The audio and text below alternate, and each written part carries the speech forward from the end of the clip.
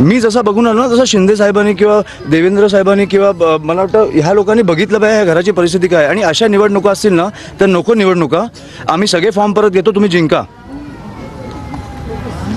ती बघा मुलगी परत उठली. ह्या अशा निवडणुका ही आपल्या महाराष्ट्राची परिस्थिती आणून ठेवली आहे तुम्ही.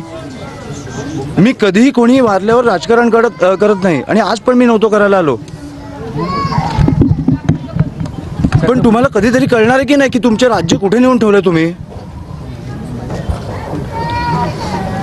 मला वाटतं आपल्या सगळ्यातला एक माणूस जागा झाला पाहिजे आणि ह्या गोष्टींचा विचार केला पाहिजे.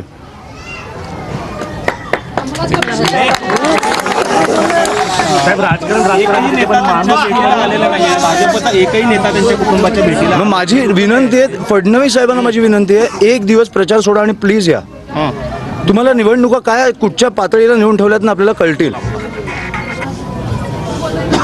आणि माझी विनंती आहे त्यांना, मोठे नेते आहेत पण मला वाटतं की आपल्या राज्याचे मुख्यमंत्री आहेत, कुठेतरी आपलं राज्य कुठे चाललंय हे त्यांनी पण बघितलं पाहिजे. ही कुठची परिस्थिती आहे. एक आई, एक बायको, 2 मुली आज अस्थि विसर्जन करून आल्यात. कशासाठी? निवडणुकीसाठी.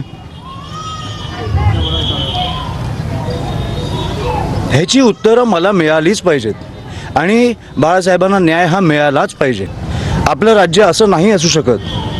आणि मला वाटतं सोलापूरकर म्हणून पण तुम्ही विचार केला पाहिजे की हे कुठे नेतं आहे आपलं शहर. बाकी सगळं ठीक आहे, 70 ठिकाणी तुम्ही जिंकला, बिनविरोध जिंका, मजा करा. पुढे 5 वर्ष 10 वर्ष रस्त्यांची वाट लावा, सगळं करा. खून नाही झाले पाहिजेत. तुम्ही खुनापर्यंत पोचताय आता.